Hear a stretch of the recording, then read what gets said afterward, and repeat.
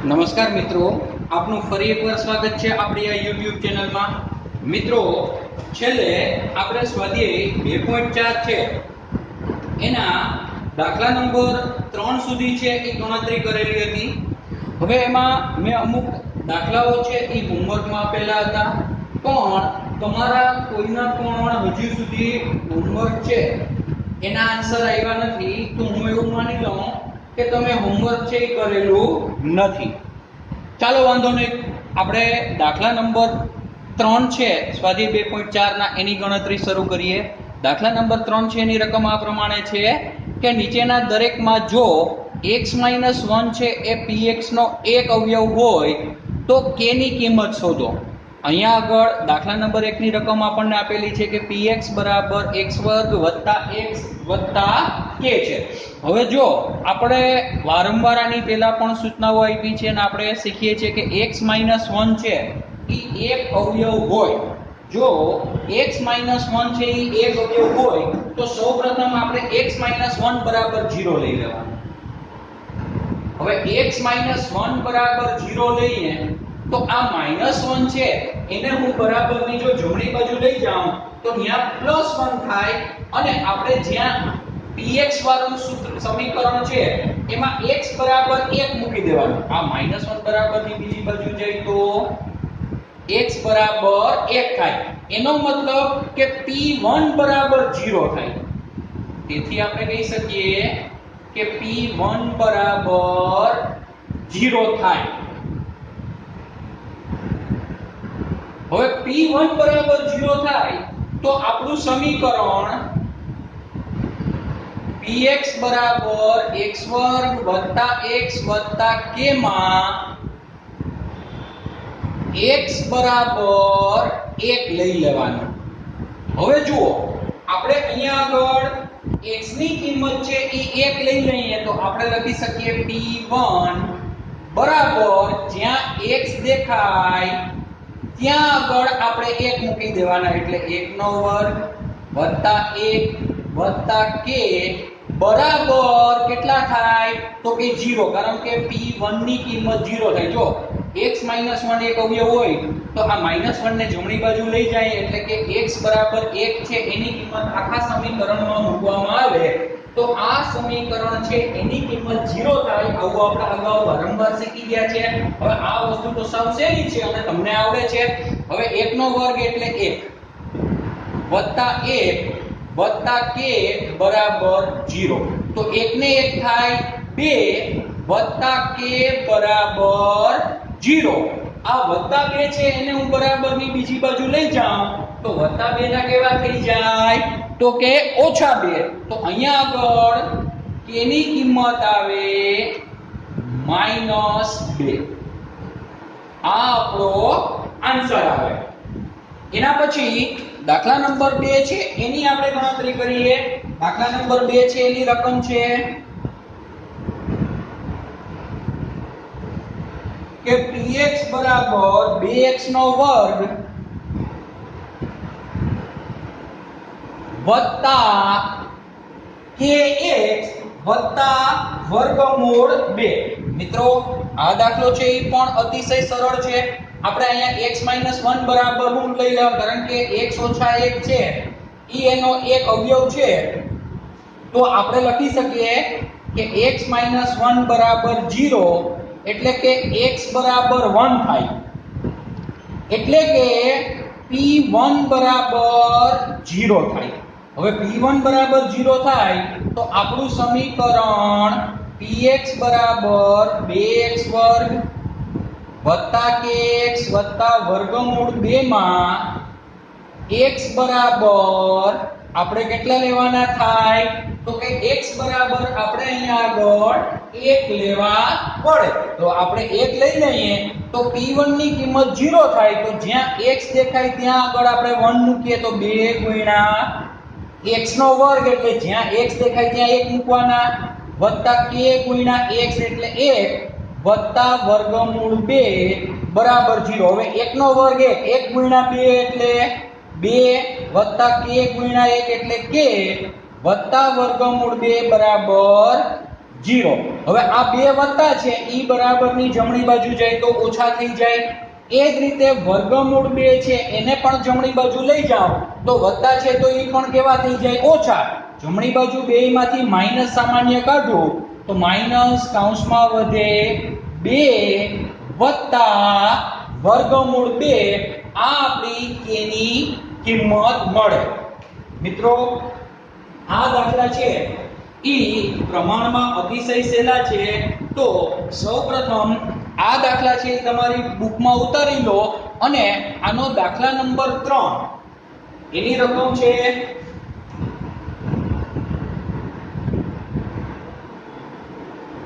px બરાબર kx નો વર્ગ minus વર્ગમૂળ 2x વત્તા 1.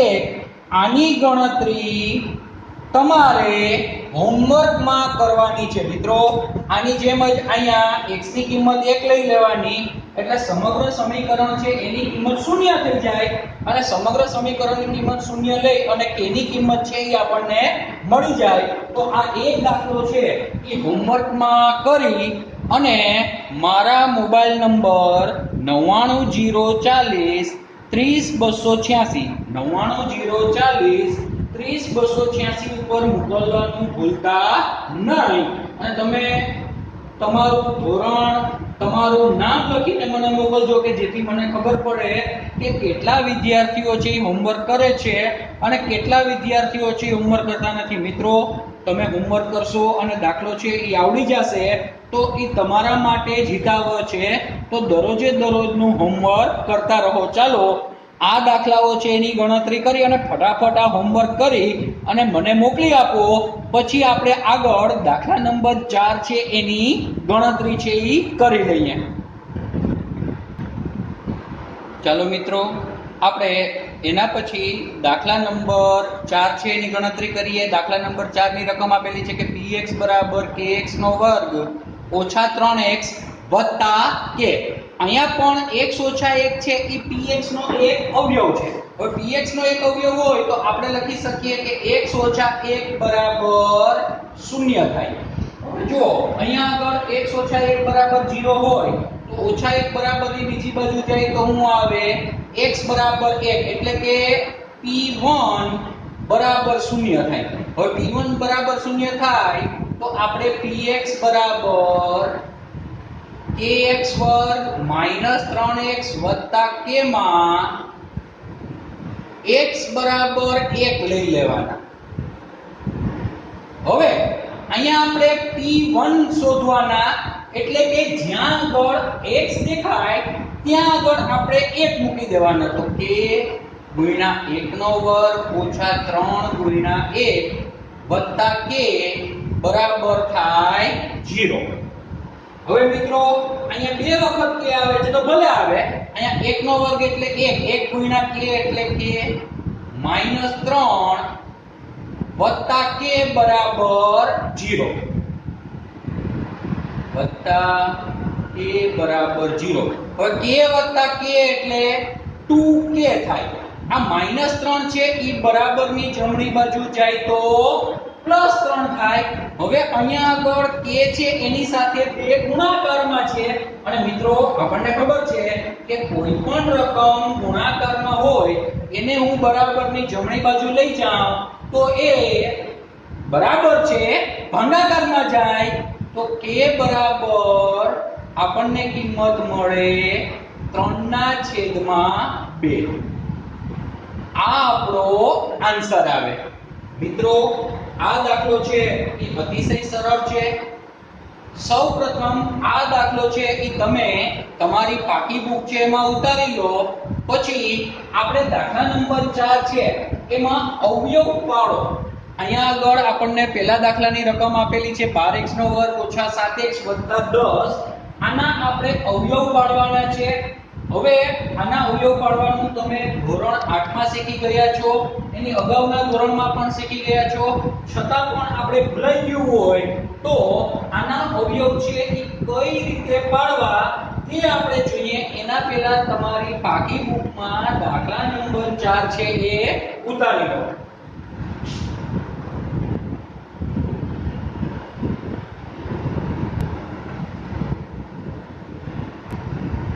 હવે મિત્રો આપણે અહીંયા દાખલા નંબર 4 નો પહેલો દાખલો અવયવ પાડો, એમાં રકમ છે 12x² ઓછા 7x વત્તા 1 બરાબર સૌપ્રથમ આપણે 0 લઈ લેવાનું. હવે અહીંયા આગળ શું કરવાનું તો કે પહેલા અને છેલ્લા પદનો ગુણાકાર કરવાનો. જે ચલ છે એને અત્યારના ધ્યાનમાં લેવાનો નથી. ચલ એટલે અહીંયા ચલ તરીકે x છે, x ને આપણે ધ્યાનમાં લેવાનો નથી. શા માટે નથી લેવાનો એ હમણાં કહું છું.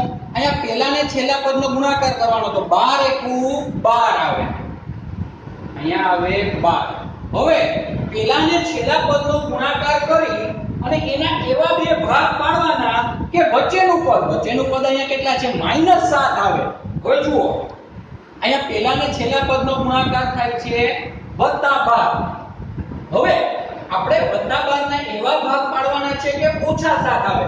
તો એનો મતલબ એવો થાય કે બેય ભાગ માઈનસ હોય, કારણ કે આપણે વચ્ચે -7 લઈ આવવાના છે. તો હું 12 છે એના આવા ભાગ પાડી શકું. જુઓ આ 1-2 દાખલામાં આ રીતે ગણતરી કરાવીશ, પછી તમને સીધી કેલ્ક્યુલેશન છે એ ફાવી જશે.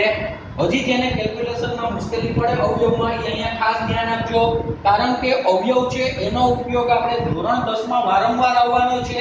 અવયવ નહીં આવડે તો ધોરણ 10 છે એના 4 કે 5 ચેપ્ટર એવા છે કે એમાં તમને મુશ્કેલી પડશે. નહીં આવડે એવું નથી કહેતો, પણ મુશ્કેલી પડશે. એ મુશ્કેલી ન પડે તો એનું નિવારણ છે એ અત્યારના જ અહીંયા આપણે કરી લઈએ. તો 12 છે એના ભાગ પાડી અને -7 લઈ આવવાના છે. એનો મતલબ કે બે ભાગ ઓછા આવે. તો 12 છે એના એક તો ભાગ પડે 12 એકુ 12, તો -12 ગુણ્યા 1 એટલે 12 એકુ 12 આવે, -12 અને -1. પછી 2 વડે ભાગ પાડો તો -6 ગુણ્યા -2 એટલે -6 અને -2 એટલે 6 2 12, ઓછે ઓછે વત્તા. પછી ભાગ આવે -4 ગુણ્યા -3. હવે 3 ગુણ્યા 4 લખો કે 4 ગુણ્યા 3 લખો. હવે આગળ આના ભાગ પાડવાની જરૂર નથી. -1 વડે ભાગ પાડી લીધા, -2 વડે અને -3 વડે. હવે આ બે પદોનો સરવાળો કરો તો જો -12 ને -1 એટલે -13 આવે, -6 અને -2 એટલે -8 આવે, અને -4 અને -3 એટલે -4 ને -3 એટલે -7 આવે. હવે જુઓ જોઈએ અહીંયા મધ્યમ પદ છે -7 છે, ઈ પદ આપણે લઈ આવવાનું. તો આ બે અવયવ નહીં આવે. અહીંયા વચ્ચેના પદના ભાગ પડશે -4 અને -3. હજી મિત્રો કહી દઉં છું કે +12 ના ભાગ પાડી અને આપણે -7 લઈ આવવા હોય તો બે પદ ઓછા જ આવે, તો જેનો સરવાળો માઈનસ આવે. તો આપણે અહીંયા એક પદ લઈએ -1 ગુણ્યા 12, -2 ગુણ્યા 6, -3 ગુણ્યા 4.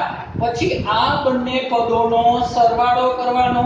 -12 ને -1 એટલે -13 થાય. આપણે અહીંયા -13 લઈ આવવાના નથી એટલે આ અવયવ ન આવે. આને ચોકડી મારી દો. અહીંયા -6 અને -2 એટલે -8 થાય. આપણે -8 પણ લઈ આવવાના નથી એટલે આ ભાગ પણ ન આવે. -4 ને -3 એટલે -7 આવે. અહીંયા આપણે -7 લઈ આવવાના છે.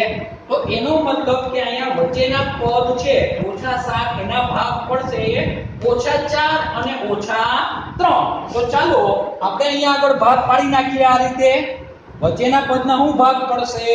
-4 અને -3x એટલે અહીંયા આવે 12x નો વર્ગ -4x -3x વત્તા 1 બરાબર 0. હવે મિત્રો અહીંયા બે પદની જોડી બનાવવાની. પહેલા બે પદમાંથી સામાન્ય લેવાના અને બીજા બે પદમાંથી સામાન્ય લેવાના. જો કોઈને હજી સામાન્ય લેતા ન આવડતું હોય તો પણ હું શીખવાડું. જો મિત્રો હંમેશા એક વસ્તુ ધ્યાન રાખજો, શીખવામાં કોઈ પણ પ્રકારની નાણક કે શરમ નહીં રાખવાની. જે વસ્તુ સમજાતી નથી તે પૂછી લેવાની, કારણ કે કોઈ વ્યક્તિ બધી વસ્તુઓ શીખીને આવેલ ન હોય. તો આપણે શીખવા જઈવા છે, આપણે શીખવાનું છે અને સાચું શીખવાનું છે. તો જો હજી કોઈ પણ વસ્તુ ન સમજાતી હોય તો મને WhatsApp માં તમારું નામ, ધોરણ અને પ્રકરણ નંબર અને દાખલા નંબર લખીને જણાવજો. તો આપણે હજી સરળ સ્વરૂપમાં સમજાવી શકાય. જો 12x નો વર્ગ છે અને અહીંયા છે -4x, તો 12 ના ભાગ પડે 4 ગુણ્યા 3 અને x વર્ગ ના ભાગ પડે x ગુણ્યા x. આ જેને સામાન્ય લેતા નથી આવડતું એના માટે છે. અહીંયા 4 ગુણ્યા x હવે બેમાં સામાન્ય અવયવ શું છે તો કે એક 4 અને બીજું x.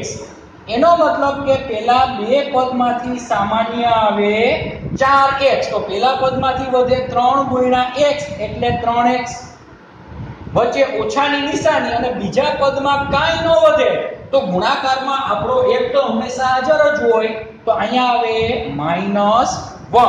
હવે જો બીજા પદમાંથી કાંઈ સામાન્ય ન નીકળે અને વત્તા એક સામાન્ય કાઢું તો 3 ઓછા આવે અને 1 વત્તા આવે, પણ મારે આ કાઉન્સ જેવો બીજો કાઉન્સ છે એ હંમેશા લઈ આવવાનો.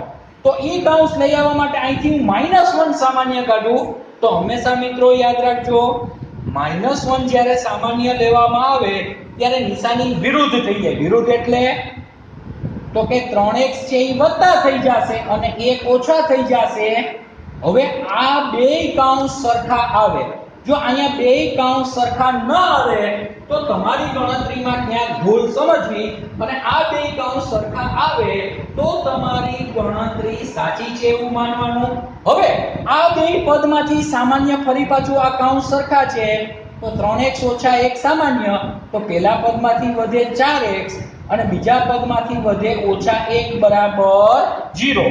તો એનો મતલબ થાય કે કા પહેલું પદ 0 હોય અથવા બીજું પદ 0 હોય, એટલે કે 3x ઓછા 1 બરાબર 0 હોય અથવા 4x ઓછા 1 બરાબર 0 હોય.